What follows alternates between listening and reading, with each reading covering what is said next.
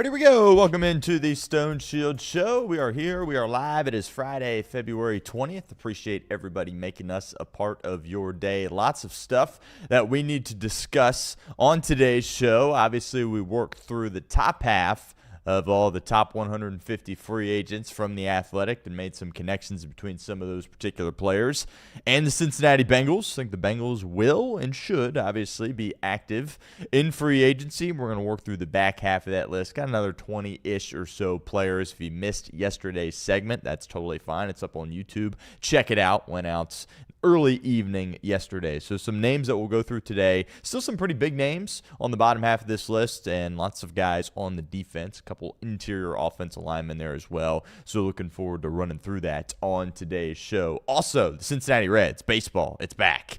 Tomorrow will be the first spring training game for the Cincinnati Reds. Chase Burns will get the ball, and he'll be out on the mound as they face the Cleveland Guardians, and it's go time. Right now we got a few weeks of these exhibition games. Before we know it, it'll be towards the end of March, and it will be opening day here in the Queen City of Cincinnati. Reds, Red Sox, certainly looking forward to that. But a couple things I want to touch on with the Cincinnati Reds. How about Hector Rodriguez?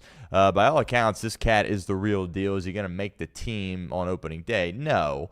But kind of a similar vibe to Sal Stewart in spring training last year, and I don't think it would be a surprise to many people if at some point this year he was on the MLB roster. But he is invited to Red spring training. He's going to be playing in these exhibition games, outfielder, left-handed bats, and by all accounts, the dude can flat out hit. So we'll talk about him.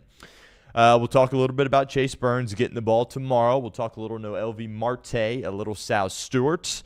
Tito says that the plan is for Sal to get the start at second base tomorrow, and he's kind of hanging out on that side of the diamond, right? First base, second base. Not really seeing him get much action at third base, as that's locked down, of course, by Key Brian Hayes. Eugenio Suarez going to be kind of the backup at third base. So this time last year, Sal Stewart, of course, was a part of the club during spring training, and he was getting a lot of action at third base. Lost a lot of weight. Now he's over on the other side of the field. Doesn't really look like your prototypical, stereotypical first baseman, but I think the goal was for him to get a lot of reps at second. Reds obviously have that position manned in Matt McClain, but you lose Gavin Lux to the Tampa Bay Rays. What does that position look like behind Matty McClain? Especially if, he doesn't get hurt, but what if he's just not hitting, similar to what was going on last year? Can Sal Stewart potentially fill in at that position? We'll talk about that. Also, Noelvi Marte, he's your everyday right fielder, but I think the Reds have some interest in him playing some center field as well. That'll be interesting to see how that works out. TJ Friedl, obviously your guy, but how long is he going to be the center fielder for the Cincinnati Reds? Is Noelvi Marte, is he going to make that transition? I don't think he's maybe as fast as a lot of center fielders in the league. He was the sixth fastest guy on the Reds last year, but the fifth fastest guy, based on this particular metric, not just 50-yard dash, was Elly De La Cruz. So that shows you that he still does have some wheels. Talk about that. Blake Dunn, by the way, has had a really nice start to camp. We know what he can do with the glove. We know what he can do on the base paths, but his 50-ish games in the big leagues, he hasn't been able to hit the baseball. Apparently that's changed over the course of the past week or so. Could he be a sneaky guy that can make this roster? I have my doubts, but we'll talk a little bit about him as well. And we put this off for a couple of days, but we are going to talk Hunter Greene on today's show. I've got the soundbite queued up. We are going to play it thanks to our friend Fox 19's Jeremy Rao. And interesting comments from Hunter Greene. And I think multiple people can be right, multiple people can be wrong. And I think some of what Hunter Greene said, the Reds should listen, right? Take notice of what he said and try to amend things in the future. And I also think when you're the ace of a staff, maybe you should word things a little bit differently there as well. So we'll talk about Hunter Greene on today's show. We'll also talk about Mick Cronin. I love me some Mick Cronin, right? He's a polarizing figure. I feel like you either love him or you hate him. Seems like a lot of people, certainly on the internet, it is the latter. The biggest issue I have right now is he's acting the way that he does, which he's being true to himself. This is how he acts. Rough week for him, by the way. We have that soundbite as well. He stepped out of line. I think it's fair to say. I don't know if he's come out and admitted that yet or apologized yet, or if he would. I'm not quite sure. But you're 17-9, right? That's kind of the takeaway. If you're sitting here and you're Michigan or you're UConn or one of these teams, Arizona, one of the best teams in the country, and you're kind of having comments like that, kind of can slide by. right? But when you're 17-9, and he's really been hanging his hat on that 2021 Final Four appearance for a while now. And when he was at UC, he was great. I loved him, but it was, get into the tournament, and that was kind of about it, right? It's not like he was going on deep runs in the NCAA tournament. But we'll talk a little bit about Mick Cronin. We'll talk a little bit about the UC Bearcats as they are back in action Saturday. The noise has kind of quieted down a little bit on UC as they've gone on this run here, 3 consecutive wins, I believe. Beat Utah, not a great team, certainly didn't play great in the game, but good enough to eke out a victory in that game. Gets a lot more difficult tomorrow when you go to Fog Allen Fieldhouse and face the top 10 ranked Kansas Jayhawks. Will Darren Peterson play? Will he not play? Will he play for a little bit and then get hurt or just want to sit out or whatever the heck is going on there with him? We'll talk a little bit about the UC Bearcats and the Miami Redhawks, the lone undefeated team in the land, number 22 ranked team in the country. Back in action tonight, Millett Hall, MAC matchup with the Bowling Green State Falcons. 7.5-point favorites are the Miami Redhawks. And I've got some thoughts on the Redhawks. Everybody's all worked up about, what if they stub their toe and don't get in? How about we just cross that bridge when we get to it? We'll talk about that a little bit to round out today's show. But appreciate everyone, as always, for being here. If you can't be with us live, totally fine. I understand.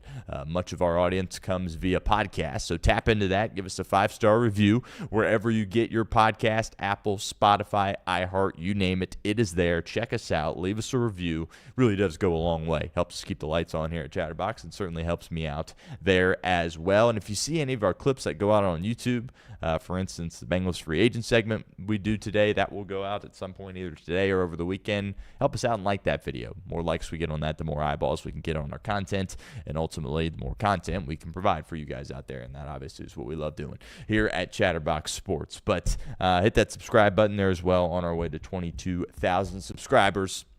But let's dive in here with the Cincinnati Bengals. We worked through this list. So earlier this week, The Athletic, they put out their top 150 free agents. And I think it's a good idea if you're a Bengals fan or just an NFL fan to kind of familiarize yourself with this list, because we all know the superstar players, right? We all know the top 10, 15 guys on this list, but there's some really good players that are hanging out in the triple digits, which is kind of where we're hanging out today on today's show, that can really beef up this Bengals team, this Bengals defense, and ultimately make them a more competitive team once the 2026 season gets here. So let's kind of dive into this list. Also understand that these guys are free agents for a reason. They're not perfect players. We're working through the back half of the list, so these guys have flaws, right? Whether it's an injury history, whether it's age, whether they were drafted really high and this is now their second contract and they haven't necessarily lived up to that draft position, but still can be a quality player in the National Football League. We'll talk about all those things as we progress here on today's show. But let's start with Cam Jordan.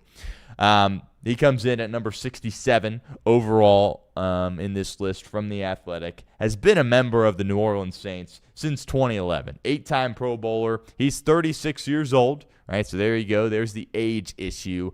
Now, we talked about Demario Davis yesterday.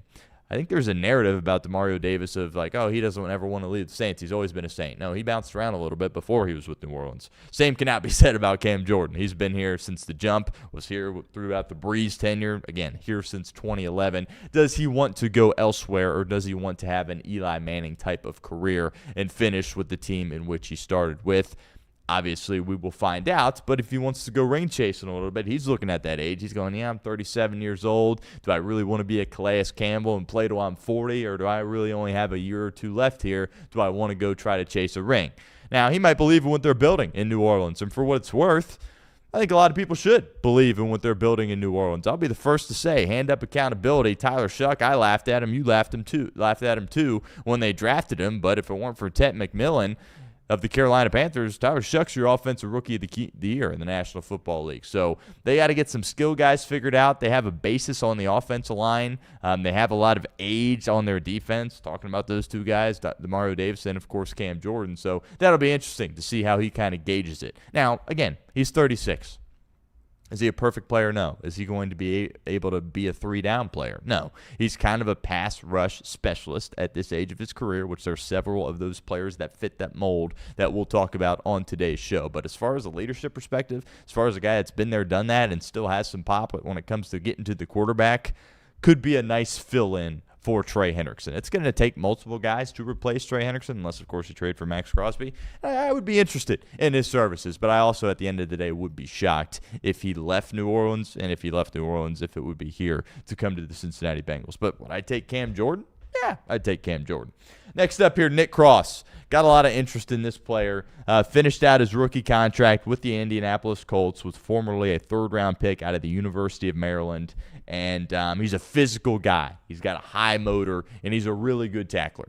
That's what I'm looking for as the Geno Stone replacement, right? Because we all know Geno Stone would go out on the field, and it was like, okay, what can this guy do? He really couldn't do anything, right? He couldn't tackle, right? Wasn't physical. Wasn't good in coverage, got beat over the top, wasn't like a turnover machine, had a couple of lucky interceptions, I would say, wasn't a ball hawk by any stretch. So how are you going to fill that spot with a guy that can come in and at least play competent football for you? I've got some coverage questions with Nick Cross, right? If he's matched up against a receiver, I got some concerns there, right? Is he going to let some guy run right by him? Maybe. Not the best in coverage. But as far as coming downhill, making some plays at the line of scrimmage, being tough, having that high motor, that competitive spirit about him, and being a really good tackler, which this Bengals defense obviously needs, I've got some interest in Nick Cross. And one thing I mentioned yesterday that I do want to touch on again on today's show, the Bengals have always devalued the safety position. We've seen it for several years. That is a fact. They've also devalued interior offensive line as well. If they go out and get one of these guys, right? You know, we talked about Kobe Bryant on yesterday's show, Cook from the Chiefs, right? Former UC guy, two former UC guys there, and Bryant and Cook. Does this mean that they're going to go away from a potential Caleb Downs selection? Part of me says yes, right? Because they have devalued this position. I only feel like they're going to get one safety to add into that room. It's like Geno Stone's out, add one guy in. They're comfortable with Jordan Battle. I think you can win with Jordan Battle. I also think you can very easily upgrade from Jordan Battle, but that doesn't appear to be in the Bengals' plans. Nick Cross, to me, is a nice player, but if you said Nick Cross or Caleb Downs, come on now. We don't need to have that conversation because the answer to that question clearly is Caleb Downs. 72 and 74, two guys that played on your team last year, Noah Fant and Joseph Osai. I think you let these guys walk, and I've been on this for a while. Noah Fant, it was a nice addition, surprise addition. I didn't see it coming, right? I thought that tight end group was already in place. You were kind of, rolling the dice there, seeing what Tanner McLaughlin could do. You picked him out of Arizona in the later rounds a couple of years ago. Eric All obviously had the injury, missed the entirety of last season. But I thought with Gesicki and Sample and Hudson, you kind of were chilling at that spot, and they added Noah Fant. It's like, all right, well, let's see what this guy can do. He, of course, was involved in the Russell Wilson trade between the Seahawks and the Broncos, played solid at both those spots, but the fumbles were an issue for him. And it's unfortunate because that wasn't an issue in his career prior to landing in Cincinnati. But I just don't think you can bring back a player that was directly responsible for bad things happening on your team. And a lot of those fumbles were housed back in the other direction for touchdowns. You can't be giving up points when you have the ball offensively. That happened far too many times with the Cincinnati Bengals last year. You want to throw a couple of interceptions here or there, or some fumbles going to happen? Yes. But giving up mass points when you have the ball on offense is absolutely ridiculous. And unfortunately, Noah Fant was a big reason why that happened. And that's not the only reason. I don't want to bring him back. I don't just want to spite him for some of those mistakes. But I feel good about that room. I've got some confidence in Eric All coming back after missing the entirety of last year. He really showed some good stuff as a rookie. I got a lot of love for Mike Gesicki and that relationship with Joe Burrow. Drew Sample's one of the most underrated players on this team. I think he's really solid, and clearly there's a rapport with Tanner Hudson as well, who I think the Cincinnati Bengals should bring back there at that tight end spot. But Noah Fant, I'm letting him go, and Joseph Osai as well, right? Somebody's going to throw him a chunk of change. We talked about it yesterday. If it's another one-year deal, do you do it? I mean, maybe if you feel desperate. But there's a lot of edge rushers in free agency in the draft, right? That's a position where if you're starving for some help, I think you can address that if you're really any NFL team. Now, are the elite guys walking around, or Trey Hendrickson's walking around? There's only one Trey Hendrickson. He's not going to be with your team next year. But I feel solid about finding an upgrade from Joseph Osai, or even if it's not an upgrade, just a player that you view similarly. But it's like, you know what? It's a different guy. Let's try something else. That's where I'm at. So I don't really have any interest in bringing back Fant or Osai. 77, Wyatt Teller. Interior offensive lineman. He said his goodbyes to the Cleveland Browns earlier this week. 31 years of age, has been a member of the Cleveland Browns since 2019, 2-time second-team All-Pro, 3-time Pro Bowler. He's still an elite run blocker, and I think he's going to have success doing that for a couple more years in the National Football League, but his pass blocking has regressed. And to me, it's very simple. I'm not going to pretend that I know all the ins and outs of offensive line play and all the nuts and bolts to it, but I want my offensive linemen to be pass blockers first, right? Because when the Bengals are humming, it's because Joey B's dropping back and slinging that thing all across the field, right? And is that promising that he's a good run blocker? Sure. And he's had a lot of success before, and I think he's going to definitely be a starter in the league, but I think you're going to have to pay him more money. For example, I think he's going to go for more than Dalton Reisner, which maybe that's aggressive to say, but I feel like he is. And these run-blocking first guards as opposed to pass-blocking, that's just kind of where my turnoff is. So he's a good player. He's available. He competes, but I'm probably staying away from him. This next guy is interesting, Caden Ellis. When we did our mock off-season plan, I had the Bengals selecting Caden Ellis. He's 30 years old, has played for the Saints and the Falcons. He is one of the most effective pass rushing linebackers in the National Football League and has been for a couple of years. You've got some matchup concerns in coverage. I think it's the biggest red flag, and he's not that great against the run. So as far as being a complete linebacker, no, Caden Ellis is not that guy. And I do think there's some other guys on the market, certainly Devin Lloyd from Jacksonville, that fits that bill. Maybe a couple of these other veteran guys that we're talking about, like a Demario Davis, or we'll talk about Bobby Wagner a little bit, or a Nakobe Dean, despite him being a little undersized. Caden Ellis is really just, he's going to rush the passer as a linebacker, which I think, could be very beneficial for this Bengals team. They're going to stick with it with Barrett Carter and Demetrius Knight. As much as I don't like to say that out loud, I think we all have a little bit more confidence in Demetrius Knight than Barrett Carter. I think there's some skill there from a coverage perspective. Again, he doesn't have to cover Justin Jefferson. It's a back out of the backfield or maybe a tight end here or there. But you're not getting matched up with receivers, right, if you're these linebackers. But do you really want to have a guy that's kind of a one-trick pony? That's who Caden Ellis is. He's going to get after the passer. And when I look at the Bengals losing Trey Hendrickson, and yeah, you got some stuff from Myles Murphy towards the end of the year, but I'll roll the dice on a one-trick pony, right? I think Caden Ellis is a solid player. I think he was a big part of Atlanta's defense last year. And say what you want about the Atlanta Falcons, they have their issues, but they were pretty buttoned up defensively. I thought they had a lot of good players in different spots, and I think Ellis certainly was one, and I would be surprised if he was back in Atlanta. He's a guy I have a lot of interest in for the Cincinnati Bengals. And I just mentioned this guy at 87, Nakobe Dean.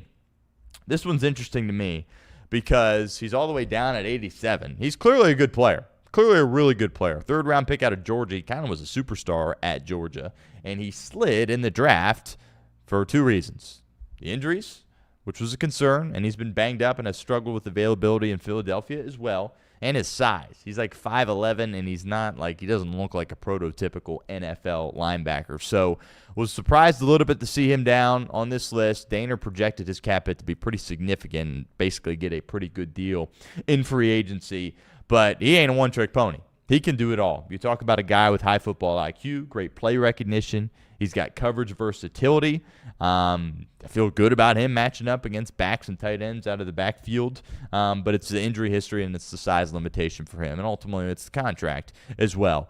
And he's not a perfect player because of the size against free agency. None of these guys are. But I've watched Nakobe Dean play football for a really long time at Georgia with the Eagles. Struggle with the availability, but when he's out there, he's really, really good. He's mature. He's a good leader, right, which I think this team needs. And I would be surprised if he was back in Philadelphia. In fact, I would be shocked because they drafted Jahad Campbell out of Alabama, who the Bengals had an opportunity to draft, didn't do that, and he was rock solid for them as a rookie. And there were even at times when Dean was technically healthy, but he struggled to get on the field a little bit. I question whether or not he was fully healthy or not. But Nakobe Dean's a guy I have a lot of interest in, but the contract might be a little too steep.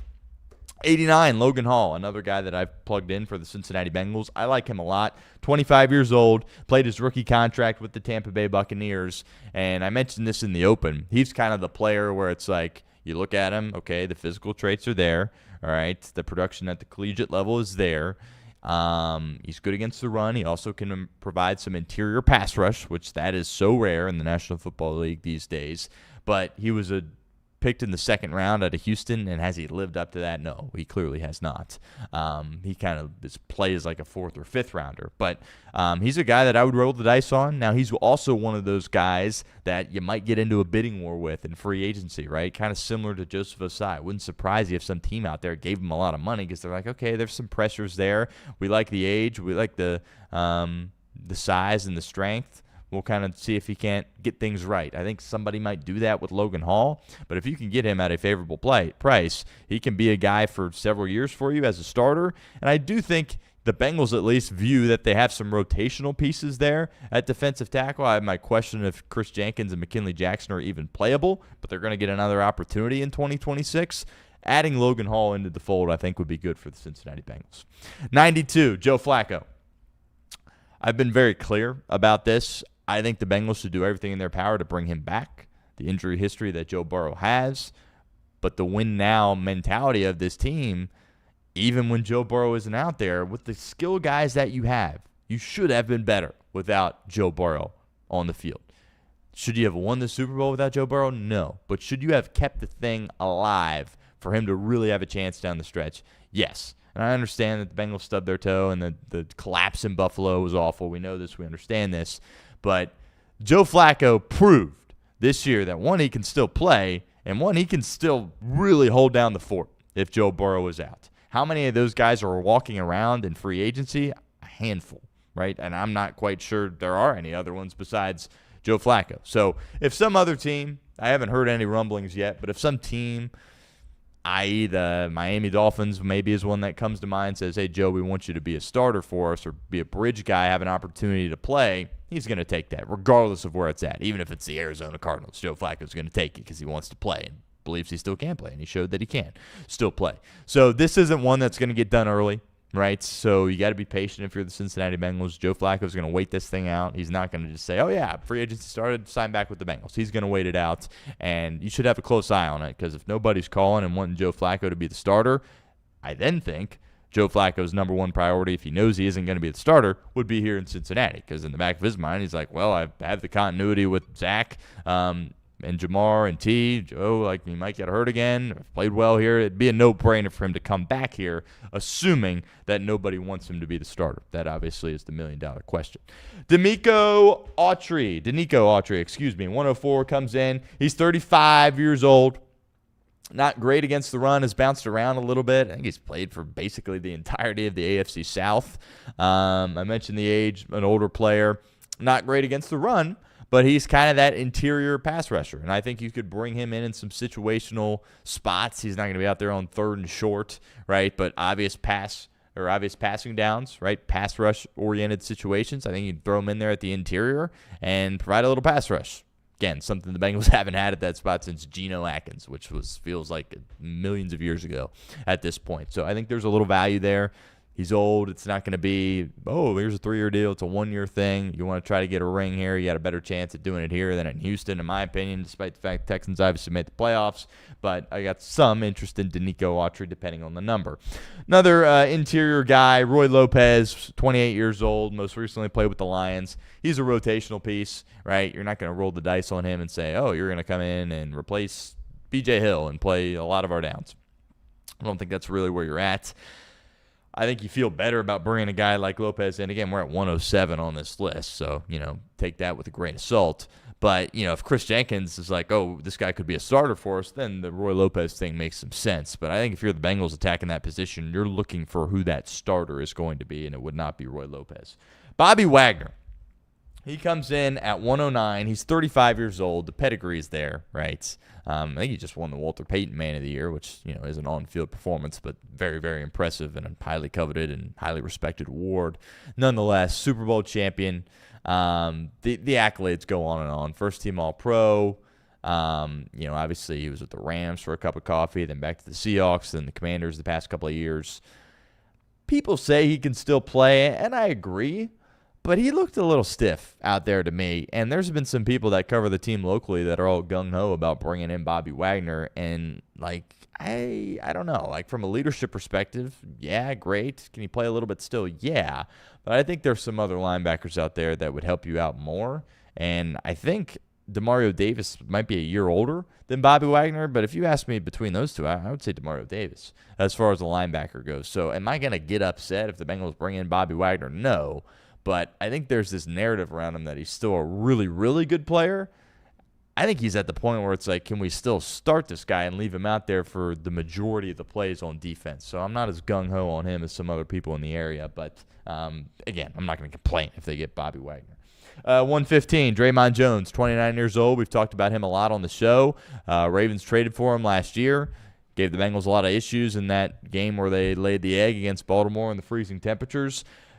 He kind of feels like a Bengal. They're going to get him at an affordable price. They can move him around the line of scrimmage defensively, something Al Golden likes to do, wants to do. Think he could play well with Shamar Stewart because Shamar's kind of that same player where you can move him around. There has been some production with some sacks.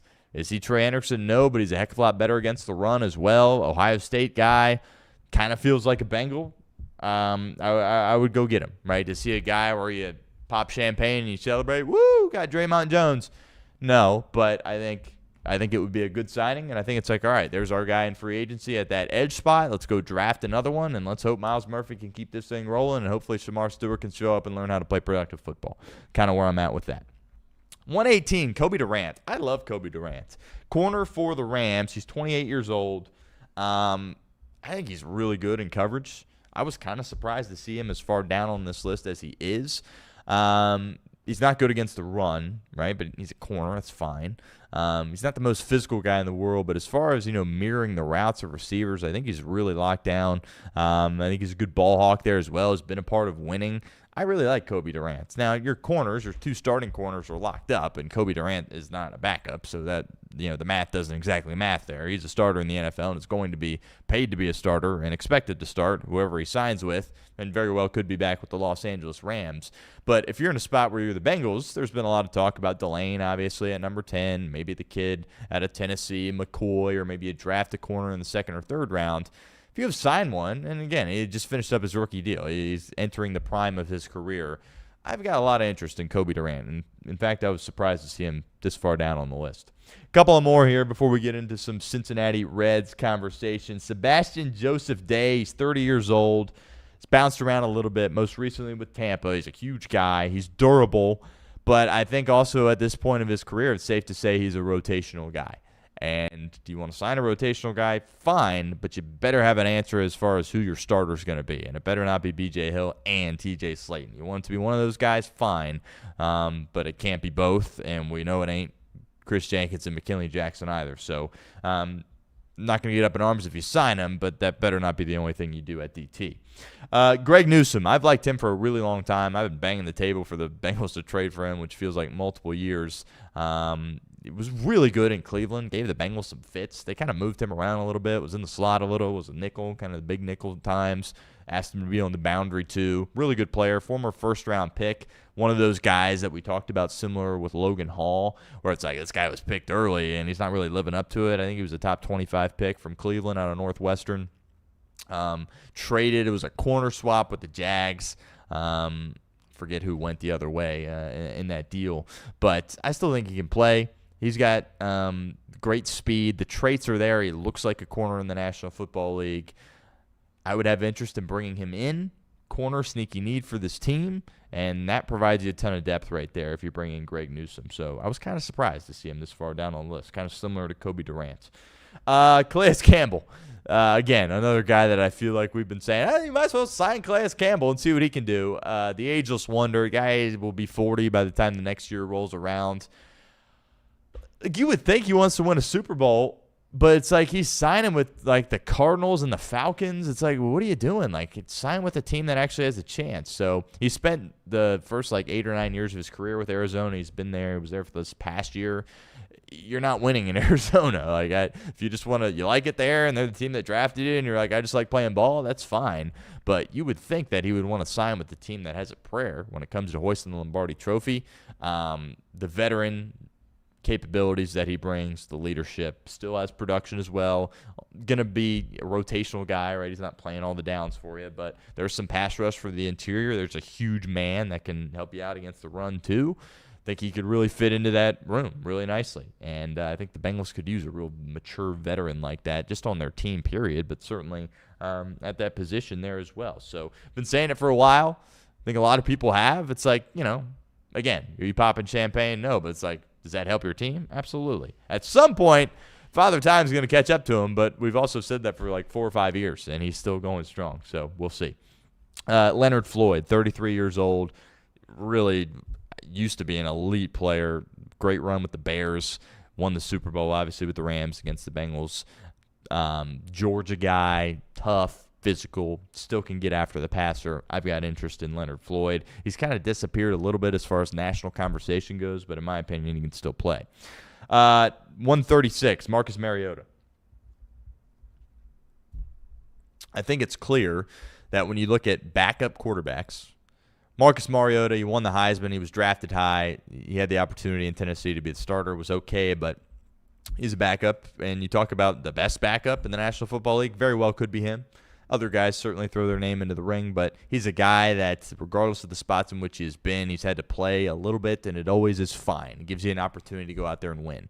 The Bengals need to value this position, right? You're not bringing back Jake Browning, and you're not just drafting some guy in the 6th round and hoping that he can fill in for Joe Burrow. You have to value this position. I think, considering his age, he's going to get a lot more than Joe Flacco, but I would not be mad if you went out and got Marcus Mariota. That's a chunk of your salary cap, but I think it's a chunk of your salary cap that would be well spent on a backup quarterback. We know the Bengals can't win the Super Bowl without Joe Burrow, but if it's another situation like last year where it's like, okay, he's going to miss some time, but he can come back, you need somebody that is capable of doing that. Joe Flacco, of course, is our first choice, but Marcus Mariota sounds a heck of a lot better than, the Sean Cliffords of the world, the Jake Brownings of the world, or some rookie 6th-round guy. There's stability there, and the guy can play at least a little bit of football. Lastly, 141, Von Miller. I'm another one of these old edge rusher guys. The Bengals, for whatever reason, these guys that have elite careers that are just looking for a 1-year deal, they have no interest in it. I think there's still some upside with Von Miller, similar to what we talked about with Bobby Wagner and others from a leadership perspective. Number one, a rotational guy, right? He's only going to be out there in obvious pass rush situations. Still has the ability to get to the quarterback, and I think he's probably looking for a new home. Won the another one of those guys that won the Super Bowl against you with Los Angeles. Super Bowl MVP, obviously a long time ago with Peyton Manning in Denver. Shelved that former player, but he brings a pedigree, he brings some consistency, and he has that quick first step, and that allows him to get home on the quarterback. And I think he led the Commanders in sacks. Don't quote me on that, but I think it was a solid output of sacks despite the fact he was 35, 36 years old. So Von Miller, 1-year deal. Does he solve all your problems? No, but he's a nice guy to have in your room at a relatively affordable price. I would have interest in Von Miller. Kind of wraps out our list there. It's important to hit free agency hard this time of the year. Before we know it, next month it will be free agency. Duke Tobin, Zach Taylor are going to take the podium next week in Indianapolis at the NFL Combine, and we certainly will have our ears peeled as far as if they say anything noteworthy. When it comes to mindset of the draft, free agency, they're going to give a lot of diplomatic, political answers, but Duke usually goes for quite some time there. We'll be interested to know if he still does, considering he had the end-of-the-year press conference finally at Paycor Stadium, but that's coming up next week. Stay tuned for some updates there. Okay, Cincinnati Reds. They play baseball tomorrow. That's exciting. I'm excited. You should be excited too. Cactus League opener tomorrow against the Cleveland Guardians. Chase Burns is going to get the ball. We've talked about, burning questions for the Reds. I think the biggest one is, who's that 5th starter going to be? We've kind of driven it into the ground here, and we're going to continue talking about it, but this is our first kind of evaluation points where it's like, okay, Burns is out there. Let's see how long he goes, see how many pitches he throws, see how many innings he goes, see how the stuff looks, see how that third pitch looks, right? From what we've seen from Chase Burns, he's kind of a 2-pitch pitcher, right? That fastball and that slider, implementing the changeup into his arsenal this year, as well as a bit of a curveball there as well. So we'll be interested to see how those pitches look tomorrow. And yeah, we're fired up about that. But a couple other things that I want to touch on with the Reds. it's interesting to know how they're going to handle the left-handed hitting aspect, because there's a world where it's Friedel and it's Ellie, who, of course, is a switch hitter, and that might be just about it. Like, what does the role of Benson and Blade look like? One of those guys is going to make the team, but they're not going to start. They're going to be more of a platoon guy. Hector Rodriguez is another left-handed hitter, which I'm so fired up about him. South Stewart is now going to be a part of your team. He's going to be a starter for you on opening day.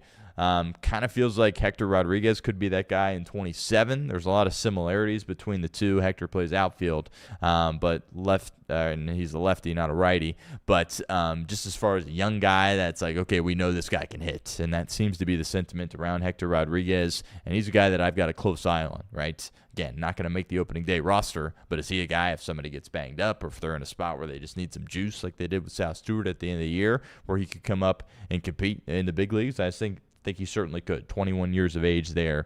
And then you have some other lefties. Tyler Callahan, right? A lot of people just remember him from snapping his arm in half in that game, which still blows my mind that wasn't a catch. But apparently he's healthy. He's back. He's at camp, and he's raring to go. Has some positional versatility there as well. Plays the outfield, also plays a little bit of second base. Could he surprise some people and make a run at this thing? I think he'll at some point be on the big league roster. Maybe it's just for a cup of coffee, whatever. But he's another guy that is a left-handed hitting bat. Also, Nathaniel Lowe, what's that going to look like? Minor league deal, obviously, for him, and Michael Toglia there as well. But as far as guys that are going to be on your big league roster that are locks, and you would think Dane Myers is going to make the team, right? Traded for him, right-handed hitting guy, center fielder. You don't have a ton of lefties as far as the bats go, and that'll be interesting to see how Tito manages that. That is certainly something I've got an eye on here that we'll continue to watch throughout spring training. But the news of the week for the Cincinnati Reds revolves around their ace. His name, of course, is Hunter Greene, and he made some comments to Jeremy Rao of Fox 19, and we are going to play them real quickly on this show and then obviously react to it. So here we go. You're a star in this game, so you deal with weird rumors in the offseason. It felt like at one point you wanted to clear the air on some of those rumors. Why was that important for you? Yeah, I mean, I addressed this early on. I know all of you guys, I'm sure, saw the article. I think people got confused with trade rumors, and to me, that I never cared about trade rumors. That's part of the game. Can't control it.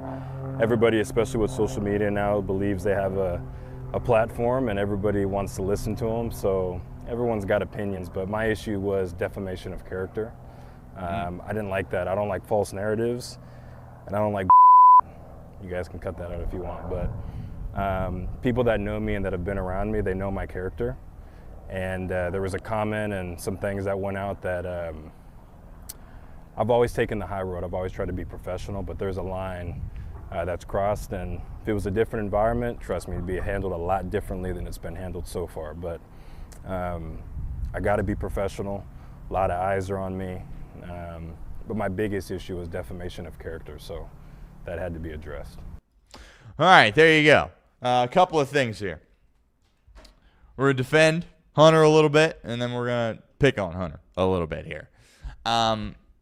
First things first. He has 100% the right to be frustrated, right? And let's just go back in time a little bit to last year. Hunter Greene, injuries have been an issue for him. This is not a secret, right? He has struggled to stay out there on the field and pitch on a consistent basis. Lots of stints on the IL. And there was a narrative kind of floated around last year that maybe Hunter Greene wasn't doing everything in his power to come back in a timely manner and go out there and pitch when he was capable of pitching, right? Now, as an athlete, that's got to be the most frustrating thing in the world, is when you are hurt and you know you cannot go out there and help your team win. And people are out there, whether it be fans, members of the media, even people within your own organization, which I think is the case here, which we'll touch on, are basically saying, he should be out there, right? I mean, why isn't he out there pitching? He could gut through this, right? The doctors say he's all right. Why is he not out there, right? At the end of the day, nobody except the player knows if they're ready to go out there and compete. And that's got to drive Hunter Greene nuts. And I don't blame him at all for being frustrated by that. I would be very frustrated too. Again, we have no clue. Right? It is the athlete. Only they know what it feels like, right? And if you're in a spot where it's like, okay, yeah, I could go out there and technically throw, but I'm not going to help us. I'm going to hurt us, right? And this isn't a situation where he's trying to get a contract, right? He's got his contract. Now, I think he's frustrated about what the contract is. Talk about that in a second as well. But that's got to be just drive you crazy as an athlete. Now, Mark Sheldon, friend of the show, he's not just pulling that stuff out of his rear end. Like, he's not doing it. He's hearing it from somebody within the organization. Whether it's players that are frustrated, I don't know. Hunter should be back by now. He's not out there. Assistant coaches, maybe it's Tito, maybe it's scouts, maybe it's Brad Metter, maybe it's Nick Cross. Somebody is feeding him that information. He's not just making it up. If you're the Cincinnati Reds, you can't get into a habit of ticking your star players off, right? Especially if you're going to drag them through the mud when they are hurt, right? Because Hunter Greene, he's got his contract. But if you're Sal Stewart and you're seeing this, or you're Ellie De La Cruz, who got offered the biggest deal in Reds history, or some of these other younger players who are going to be up for a contract, and they're sitting there watching this going, what they were doing with Hunter Greene, kind of feeding him to the wolves a little bit, insinuating that he should have been out there when he wasn't. Maybe I want to go somewhere else, right? And you can't afford to do that if you're the Cincinnati Reds here, because Lord knows you can't pay them like some of these other teams can. You got to make sure that you have a good relationship there with them. So I totally get Hunter Greene being ticked off about this. I would be ticked off about this too. However, there's better ways to handle this. Defamation of character. All right? This isn't media ethics class, right? Defamation of character, that's you go to court and you sue, right? You're not going to court. You're not suing anybody here. And if you did, you're not going to win, right? Defamation of character is a bit extreme, right? Can you be ticked off about it? Absolutely. Defamation of character. Are you kidding me? Then he says it's BS. Oh, then you guys can cut that out, right? Just don't say it then, right? Or just call it BS and not actually say it, right? Maybe I'm being a little bit soft here. I got no issue with him cussing, but then don't give him you guys can just cut that out. Oh, yeah. Right? So there's that. There's the defamation of character stuff. And there's that, I've always taken the high road. Well, you're not taking the high road right now, right? The high road would be, I heard some things, this offseason. Thought it was disrespectful. It ticked me off. I don't like it. But at the end of the day, it's out of my control. And all I can do is go out there and compete and go pitch. And that's what I intend to do. And I intend to have a really good season. And you leave it at that. That's not how he handled it. Now, you could say that about a lot of different athletes, right? Not everybody's going to handle it the way I want to or the way you want to. It's very difficult to be in that spot with the microphone in your face, despite the fact, it's just our guy, Jeremy Rao, asking a question. But clearly there was some pent-up frustration there with Hunter Greene. And then he also was like, well, if this was different, it would be handled differently. Like, what are you saying? You're going to, fight somebody if it was different? Like, come on. What are we doing there? But I get why he's frustrated. He has every right to be frustrated. The Reds should take notice of this and not just say, whatever. They need to take notice of this. They need to be having conversations with Hunter Greene saying, hey, you're our guy. You're our ace. We go where you go. We want you to be happy, and we're going to ride with you, right? They got to clean this up, whatever this relationship is. Again, it's not the media. Somebody is feeding media members this intelligence, this information, and they're coming out and saying these things. But if I'm Hunter Greene, I would have handled it a little bit differently. And it just, the word that comes to mind is soft, right? You're a big league player. You're making millions of dollars. You're the ace on this team. You got to deal with some crap, man. And you got to just be able to take it and say, you know what? I hear the noise. I don't like it. It's disrespectful, but I'm going to go out there and compete. And that was an opportunity for him to do that, and he didn't. Instead, he said defamation of character, right? I learned about that at Oxford, Ohio, in my media law ethics class. Like, hey, come on, wait. With defamation of character, really? That kind of, made me roll my eyes a little bit. But look, he should be, when he's out there, he is a killer. Have that mindset with you at all times. Walk around like that. You are that. You've got that talent. Go out there and be that. You don't need to act like this, right? You don't need to act like this. Obviously, he doesn't need me saying it. I'm just some guy with a microphone in his face. But I get the anger. I get the frustration. The Reds should take notice of it. But he could have handled this a heck of a lot better. And we'll see. Also, from a contract perspective, I don't think this has anything to do with it. But if you're the Reds, you're sitting there like, wow, what an elite contract that we got the player of this caliber at the number in which they did. And I think if you're Hunter Greene, remember the beginning of his career, it wasn't all sunshine and rainbows and striking out guys. It was a little bit rocky there. So I think that's why him and his agent, when they got offered this contract, they were like, yes, sure, we'll take it. And now looking back, they're probably a little bit frustrated that they took it. And the Reds are sitting there like, woohoo, we got this great deal for, this ace, who, when he's at his best, is one of the best in the league, right? Hopefully we get a couple Greene matchups this year, and that would just be absolute fireworks. But hopefully he can stay healthy. I do think I think it's ridiculous to say, like, a guy is, in a position where he should be going out there and competing, and he's not. Did I say some of that with Trey Hendrickson? Yeah, but again, that's information that's out there. That's, people buzzing around like, yeah, you know what? It's, there's a reason they didn't put him on IR, right? When you're talking about Trey Hendrickson, that to me is a lot more obvious than the situation with Hunter Greene where he was out and, he hadn't pitched, right? Why do you want to? It's different with the pitcher too. Last thing when he was rushed back, right? It's a little bit different than National Football League, but thought he could have handled it a little bit better. But at the same time, the Reds should take notice of this. They need to keep him happy, because if they want to reach their full potential, he's going to be a huge reason why ultimately that happens. Another guy made some comments, different sport. His name, of course, is Mick Cronin. And, it's certainly going viral all over the internet. Not the first time our guy Mick Cronin has gone viral all over the internet this year. So we actually have that soundbite there as well that we were going to play here on today's show. Let's take a listen. What was your thought in the student section chanting Booker's name? I could give a rat's ass about the other team's student section.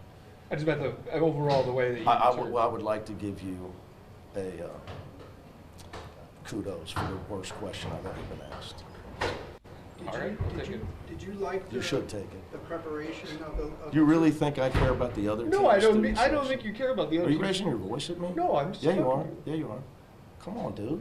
No reason. Come on. Yes, you are. Everybody's standing here listening to you. Everybody. This is on camera. They can hear you. I answered the question. I could give a rat's ass about the other team's student section. I coach UCLA. I don't care about Michigan State students. I mean, who cares? The preparation. Rough moment there for our guy Mick. Look, you're allowed to have rough moments, right? You just got embarrassed in East Lansing against a team that's much better than you, and you're sitting there looking at your record. What are they, 17-9? They're not good. I don't know if he's come out and apologized for it. Does he need to? No, but I think it's safe to say that this wasn't his finest moment, right? The guy wasn't really raising his voice at him. He's telling another grown man that, right? The guy, and if that's the worst question he's ever been asked, there is no chance that is the worst question he has ever been asked. But I think it looks a little bit different if you're in a situation like you're in Michigan or in Arizona and you're winning games left and right and, you're going on runs. Maybe you got multiple runs in the NCAA tournament, but this year you're struggling. Like, he just kind of seems like a bit of a bully in this situation, and I don't like bullies. I don't condone bullying, and nobody out there should. And, when you match it with the record, and it's like you've been hanging your hat on this Final Four in 2021 for several years now, and you're at UCLA, which is the most proud, and it's long before I was alive, but the most proud college basketball program ever, and you're not cashing in like you should be. So I think some of the things that he said throughout the year are fine. Like, I love Mick Cronin. I am a Mick Cronin guy. This wasn't his finest moment. We know this. We understand this. I think he'll be better going forward from it. There's been some conversation. Our Chatterbox Bearcats guys have come out and said, well, what if this is the end of the road with Mick at UCLA? Is this something that's going to get him fired? No, but could the record get him fired? Yeah. That's something that definitely could be an issue for him. And if I'm the Cincinnati Bearcats, I'm John Cunningham. I am probably not even interviewing anybody else. Right? I'm saying, hey, Mick, come on back home, right? Was here for 13-ish years, don't remember exactly. NCAA tournament appearances, haven't had that since, obviously. You can work on going on a run in the NCAA tournament, which, by the way, he would be able to do more of now with NIL. When he was here, there was no NIL. It was just kind of the guys in which you had. Much better chance you can win here in Cincinnati with NIL, and I absolutely would be open to Mick Cronin coming back. I think he's a very good coach, and I also think he's a very good interview too. Like, people that didn't watch him at UC or don't follow him closely, they just see these viral clips and are like, this guy's a jerk, right? But he is very welcoming to the media. Does he get after him a little bit? Sure, right? Is there a bit of a Nick Saban quality to how he handles some things? Yes. Nick Saban, of course, was winning left and right, so you give him a bit of a pass for that. Mick Cronin doesn't certainly win at that level. But it was a rough moment for him, and I wouldn't expect that to kind of continue. He's going to have some Mick Cronin moments, but like to say the guy was raising his voice, and then he said that, which is kind of objectively funny. He said, "You're on camera. We can hear you." Well, that doesn't really make sense, right? Because the reporter's not on the camera, but we could hear him if you're getting what I'm saying there. But rough moment for him, and a lot of people have been talking about it. I'm not killing him for it. I did think it was funny earlier in the game when he was pulled the guy he had a couple minutes left, and there was a hard foul, right? And they were getting boat raced, and he grabbed the guy by the jersey, and he's like, "You know what? Get out of here," right? You're going into the locker room a little bit earlier than the rest of us here. But I'm a Mick Cronin guy. Always have been, always will be, but certainly not one of his best moments earlier this week after that loss to Michigan State. And again, it looks a little bit different if you're not 17-9, if you're having a little bit more success. Maybe people aren't dragging you as much for it, but that's just kind of the nature of the business. All right, a couple more minutes left here on the show. I want to spend some time talking about the Miami Redhawks. Redhawks are back in action tonight, putting that undefeated record to the test. MAC opponent, Bowling Green is the opponent at Millett Hall. Expect that place to be rocking. I'm really excited to tap into it. CBS Sports Network, I believe, so not an ESPN Plus game, not an ESPN game. But Redhawks 7.5-point favorites in this game. And there's been a lot of conversation, and look, we're guilty a little bit here at Chatterbox. Basically trying to get all fired up about what happens if, they stub their toe and lose one of these games. They better still get in. That's going to be an atrocity. It's going to be the worst thing in the world and the most disrespectful thing ever if they don't get in. I think we can just cross that bridge when we get to it, right? If they're in a spot where they lose one game and don't get in, right, assuming they run the table here in the regular season, which, look, tonight's not a guaranteed win, right? It's a MAC opponent. You're getting the best shot from everybody, right? If you have an off shooting night, which seemingly hasn't happened all year, paired with, Bowling Green getting on a heater, right? It's a 7.5-point spread. This isn't 19.5, right? There's a world where they could lose tonight. Take it one game at a time, enjoy it, and then once the season is up and once it is Selection Sunday, then we can have that conversation, and then we can go on for weeks and months on end about how terrible it is if they don't get in. But it kind of reminds me a little bit about UC football a couple of years ago when they got in, and then, the tide proceeded to roll, obviously, in that game. But, you could make the argument that UC shouldn't have gotten in. I think it's different with a four-team playoff, at the time in college football. And basketball, obviously, it's 60, plus 64 teams that have an opportunity, or 68, I guess, have an opportunity to, go into the tournament, play a game, and ultimately have a chance to win the title. But, all these UC fans, as they were going on that run with Desmond Ridder, were all worked up about it. And then, worked in their favor, they got in. But I don't think you need to have that conversation throughout the year. Right? And again, we're guilty of this. I know that. I understand that. But I think we can all be enraged if they're in a spot where they lose one game and don't get in, but enjoy the ride for what it is right now. And just enjoy the caliber of basketball that's being played, too. That's kind of my biggest takeaway. Usually I'm not, a fan of the little guy or whatever. Miami could beat some big-time schools. Right, I don't view them as just some little guy that, if they played Arizona or Michigan, it'd probably get a little sideways, right? But could they win some games in the Big 12? Yes. Are they undefeated in the Big 12? Absolutely not. Or are we talking about them as a tournament team in the Big 12? No, but they wouldn't lose every Big 12 game. I firmly believe that they are significantly better than UC, right? And maybe they wouldn't be favored in a game against UC, but I think they'd go out there and beat UC, no problem, right, at all. Same with Xavier. I think clearly, and same with Ohio State. Clearly the best team in Ohio, right? Despite the fact that they play in the MAC. I think they're handling everybody in the state of Ohio. But tonight should be a fun game. Enjoy it. Peter Suter, friend of the show, he'll be in action. The guy's unbelievable. He's just a well-rounded player, which I didn't realize. Like, he can get to the rim. He can shoot it from the perimeter. Has a bit of a post-up game that he was talking about us with. He can defend, too, which is crazy. And him and Scow Jack, I think, are just kind of leading this thing. Elmer, obviously, great as well, getting some juice off the bench, have 2 freshmen that come in and can deliver. So really looking forward to the game tonight and expecting big things for the Red Hawks tonight. Hopefully they can keep this thing going. Hopefully we can get Travis Steele on the program soon. And we'll get some more guests on next week, by the way. I've gone away from that a little bit here this week, but we'll get some more guests on next week. Maybe we'll get Travis Steele, hopefully talking about that undefeated season still. But Red Hawks back in action, 7.5-point favorites against Bowling Green. Enjoy the ride. Here at this point. Loaded weekend of college basketball, by the way. We mentioned UC Kansas, which I don't agree with this. But if UC somehow were to win that game, I think you have to have a conversation about, okay, maybe this thing isn't over for Wes Miller. Again, I don't agree with it, but again, I would also be shocked if they went into Fog Allen and picked up a victory. But, they've put together some wins here over the course of the past few games. They deserve a little bit of credit for that, but hard to imagine they win that game. Kind of impossible in a lot of ways for me to wrap my head around that. But we'll talk about that on Monday, certainly if it happens. Arizona, Houston, 2 top 5 matchups tomorrow. Just bangers. Arizona and Houston. Houston's favored by 5.5. Some uncertainty there with Koa Pete, what that looks like. I think Houston is the better team.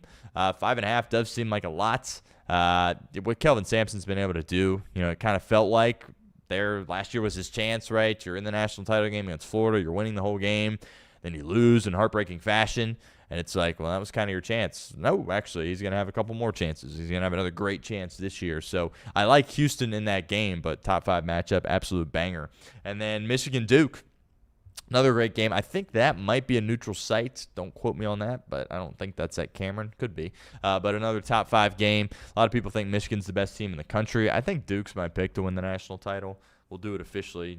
Obviously, we'll fill out a bracket, and it'll be fun. We'll talk about that before the tournament. But you're asking me here on February 20th. I think I'm going to go with Duke to win the national championship, and I think they're going to win this game, too, there as well. They're like 2.5, 3.5-point dogs last I looked against Michigan, but just 2 absolute banger games there. You got UC and Kansas. You got Miami tonight. NBA's heating back up. Pistons are for real. I was watching that game last night against the New York Knicks. Cade Cunningham, another 40-plus point night. Guy's a dog, right? He's the floor general, and he also scores the rock, too. And I think the Pistons are kind of for real. You look at that roster, and it's like you start Duncan Robinson, and you're the 1 seed in the East, and candidly, it's not really close at this point. I think they could do some damage. I think there's a world where, they're representing the Eastern Conference. Again, doesn't really feel fluky. It's the Pistons, and they used to be good back in the MJ days or before MJ went on his run. They've stunk for my entire life, and they got something here. They got a superstar in Cade Cunningham, and he is very, very fun to watch. He beats New York, which that series in the playoffs last year was just an all-time series between the Knicks and the Pistons. Basically every game came down to the final seconds. And Cade has proven that he's a clutch player. In that series, he was not a clutch player. But this year, he's proven to be a clutch player. And, I'm buying stock in the Detroit Pistons, as weird as that is to say out loud. Boston picks up a win last night against the Warriors. Just a model of consistency. One of the best run operations in sports. Brad Stevens is a genius. We tried to say when we came on here before the NBA season tipped off that Boston, they're going to be a threat here. Despite the fact they don't have JT, they are a threat. They're second in the East. And if Tatum's coming back, which all signs point towards him being back at some point, they're absolutely a threat to win the NBA Finals. Thunder have cooled off a little bit. Spurs are unreal. Wemby is your face of the league. If he's not now, he's probably not right now. It's still Steph and LeBron. But when those guys are done, it's going to be Wembanyama. And I think people need to wrap their arms around that, right? I get he's a European, but he speaks really good English. Seems like, in an interview, he's not boring, right? He seems to be a good vibes guy and relatively relatable, despite the fact that he's 9 feet tall and handles the rock like he's a guard. But yeah, the Spurs are coming, and they got Castle on that team. That's a really good unit, and we picked them to win the finals here, and I still feel solid about that prediction here at this point. But that'll do it for this edition of the show. That will do it for this week. Hard to believe, February already coming to an end, but lots of exciting stuff on the horizon. We'll have some combine stuff we'll talk about next week. We'll get to talk about these Reds games now, our takeaways from those. So really excited about that. We'll talk some hoop. Continue to talk Miami, UC, Xavier, and we'll get some more guests back on the show going forward next week, which we certainly are looking forward to. But that does it for this edition of the show. Appreciate everyone, as always, and have a great weekend, everybody. Take care.